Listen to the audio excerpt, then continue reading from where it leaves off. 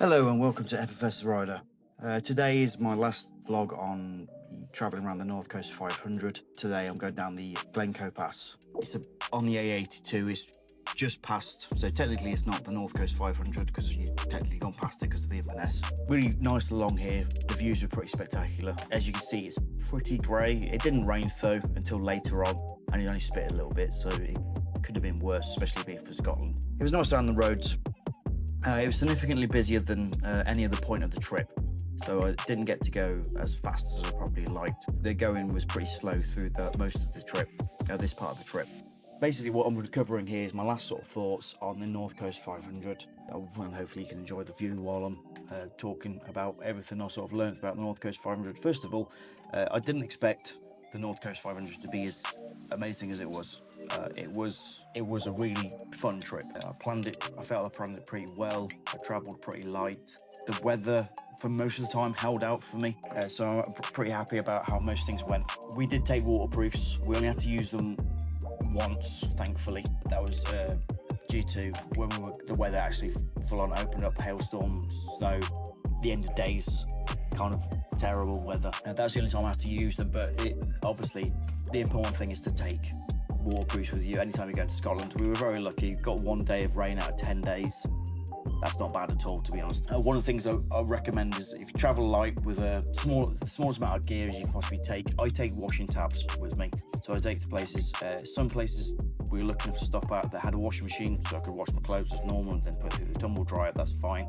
Obviously try and take clothes that are more sort of nylon based, they do dry that a little bit quicker. I only took 3 t-shirts and 1 pair of jeans, my riding jeans as well, like 1 nice top and a jumper, and that was it. It's obviously underwear, obviously. Then just wear 1 pair of underwear the whole 10 days, that'd be disgusting. When it comes to other things to sort of learn, first of all, I really messed up with my camera. As if you've looked at any of the other videos I've done, you'll notice that very small aspect ratio, which is perfect for Instagram, but I'm not on Instagram, so this is pointless. I should have set it to 16.9. I set up everything else on it, and somehow I managed to make the aspect ratio the wrong size. So apologies, because these videos could have been so much better and wider and covered so much more. But hey ho, it's my fault for not checking on actual device rather than just looking at the video footage back on the camera, because obviously it's just to the aspect ratio of the camera. Also another regret in terms of cameras is I didn't bring my 360 camera. It's only a Insta360 X1, but it does, if you bump the resolution right up and improve the bit rate, put it to maximum bit rate, you still get some great shots on it. Especially as I've updated it now with the panoramic view. So that was a bit of a shame that I didn't take that, because I think I got some really good shots with that as well. So what else did I learn? In terms of my bike, I don't know what I can really say that hasn't been said loads of times in loads of reviews. I understand the looks aren't for everyone, I get it. I actually quite like the look of the bike, but maybe I've just got terrible taste, probably. The engine is perfect for this type of travel. You've got slow enough speeds, slow enough control at lower speeds that it's really easy to handle. It's incredibly light for a sort of touring bike. Manoeuvres really well at slow speeds, uphill, downhill, cambers, all the sort of things. You need to get around stuff, you need to get around like camper vans and all the other stuff, and people walking the road, sheep. Obviously you've got a lot of sheep to contend with that just wander into the road and easy to move around. Even with pillion on the back, 2 panniers, which are great because they lock the bike, so they're easy to take on and off there, and they're plenty sized enough I can fit a helmet in each of them, which is great. So I wear a medium and Laura wears a small helmet, so I think she actually borrowed my medium helmet because it's a bit more comfortable for the long trip. 2 medium helmets on each side. I don't know whether a large would fit in there. I don't wear a large helmet, but as far as I could tell, it's those full-size helmets. The adjustability with the modes is really simple. The adjustable cruise control, heated grips. I probably want to say is in terms of the screen is, when I've set it up, it's perfect for buffeting and stuff like that and pushing the wind and the rain. So it's probably not great for vlogging, as you just spend most of the thing looking through the front of the screen, and obviously there's points where you're traveling, it does get dirty or it does get wet and you're not really sort of getting the best views. But yeah, honestly, fantastic. Can't recommend it enough if you are planning to do a longer trip. I know a lot of people say about the BMWs. I rode a BMW 750 in Croatia. While that bike was great, it was heavy as fuck. It was, again, I do a lot of weight training. I do a lot of fitness stuff and things like that. Trying to get into a sense stand was just an absolute, I almost had to like give myself a hernia trying to get into the sense stand. This I can get into the sense stand and on and off the sense stand so easy. And moving it around by hand, even fully loaded, it's so like ridiculously easy. Also, being short, the 2023 model has got a slightly lower seat, so it's an 820 seat. Again, perfect. I can get my feet down, no problem at all. Also, for the total mileage I did for this was 2,173 miles, and I averaged 59.7 miles to the gallon according to the bike. It's probably a little bit off, but that's fine for me. Again, I can't recommend the Tracer enough for doing this sort of thing here. Right, so the North Coast 500 itself. So we did it the anti-clockwise way. So we went up the East Coast, went across the North Coast, and then down the West Coast and through. We didn't actually start in Inverness. We started at Granton-on-Spey. Granton-on-Spey was actually really lovely. It was really nice. So it's not actually a part of North Coast 500, it's slightly before it, but if you do want to go there, it's great. The reason we went there is to go and see the Ballater Highland Games, which I do recommend to go and see. Been to Scotland loads of times, never been, and you know what, it was great. Unfortunately, the day got cut short. It's meant to run till 5 o'clock. At 1:45 it finished because, as I said before, the weather was absolutely disgusting. Hailstorm, everyone was just cramped into these little tents and gazebos and stuff like that. Yeah, so yeah. And being on the bike, that wasn't great. I just remember going back to the bike, there was this couple that had ridden from Ireland, I want to say. I'm probably making that up. But they had no waterproofs at all. And they were on a, I believe it correctly, it was a multi-strada. And yeah, they were just huddled under this tree, just absolutely drenched because they had no waterproofs.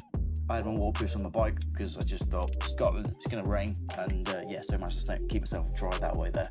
So going up around the way round, again, it's no particular order, it's just what came into my head. John O'Groats. John O'Groats is worth a visit. Everett is said is like the most northern place. It's not. I believe Dunnes is, I think, actually, but it's one of those touristy spots. Don't bother staying around there. There's plenty of like camper homes and stuff like that, but it's kind of a bleak area. There's nothing exciting there to see at all. The shops there are expensive. There's nothing really there of interest whatsoever. So yeah, don't bother staying around that area there. So go and see it, take your photos at the post, and then bugger off. And then Smoo Cave. Smoo Cave was okay. It was one of those trips that we recommended to go and see. Yeah, it was alright. It was a lot smaller than expected. You walk on, you speak to a couple of guys, you get your hard hat, you walk through, you climb down to a dinghy. They show you a hole in the top of the cave that drips water in. You go underneath the thing, you go to the other side, they show you a hole in the floor that's flooded with water, and then you come back, and that's about it. So if you were looking for a surprise of seeing loads of stuff, it is pretty small. I suppose I've been spoiled. I've been in the Salt Caves in Slovenia, which go on for about 40 miles. So maybe, yeah, probably worth a little visit. The view up the top there's quite nice, so there's a photo at the end if you want to look at it. Dunnes Beach, really pretty. The views of Dunnes Beach was nice and relaxing after a bit of riding around. I mean, it's just straight after Smoo Cave we went to there. There's so many things I've seen about the toasties that are there. Now, I remember it's called Cheese and Toasty or something like that. It's a little toasty van, and everyone goes, oh, it's the best toasty in the world, or best toasty ever, or something like that. If I'm going to upset people, it's completely bang average. There was nothing special about it. I had the meaty pastrami one. I do like pastrami. I've had pastrami in New York, not to brag, but it was nothing special. It's quite pricey. Where next? Lochinver. I highly recommend going to Lochinver. If you get the chance to go to Lochinver, go for it. It is really nice. The views there are great, and also there's a chance to do a boat ride to go out to see dolphins and to see seals. Now I ended up having a good chat with the guy who was running the boat. Yeah, it was really good. It was just got to go out there. The weather was quite. Didn't get to see any dolphins, unfortunately, but we got to see loads of seals. And got loads of photos of the seals all chilling out on the rocks in the morning. So yeah, if you get the chance to go and do that and stay at Lochinver, I can't remember the guest house we stopped at, but it was really good. The views are spectacular. If I recommend anywhere, if you can stay in go and do the Applecross Pass, go to Loch Arran. It's the sort of little village on the loch out there. It's very pretty. There's some shops there. There's a spa there and some other stuff as well. So you got a chance to go and get some food, and they do some fresh food there as well. So you can get yourself a bacon sandwich or sausage sandwich. So I'd highly recommend that. Isle of Skye, again, I'd recommend a day visit. Go and have a look around the Isle of Skye, and don't go and see the sort of the normal things like the coloured houses on the harbour. Go and see the quarrying pass and stuff like that. Unless you're looking to do some hiking there, I wouldn't recommend staying there. It's pretty pricey. You come back out and you be out to the main part of Scotland, and it's like half the price. Probably the last thing I'd say is not really part of the North Coast 500, but the Glencoe Pass was really good. I highly recommend it. It was actually a really nice ride through at the back there. Got to see some great views. Also got to recommend looking through online of places to ride and see.